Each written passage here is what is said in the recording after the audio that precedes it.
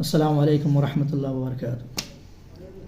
أعوذ بالله من الشيطان الرجيم.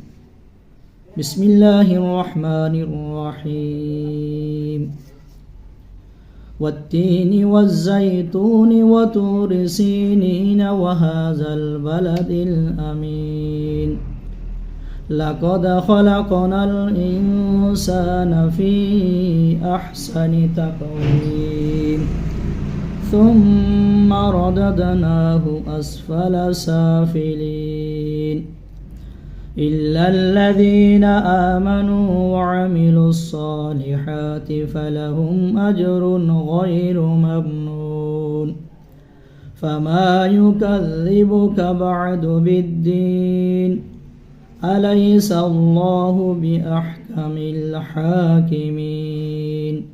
صدق الله العظيم وصدق رسوله النبي الحبيب الكريم.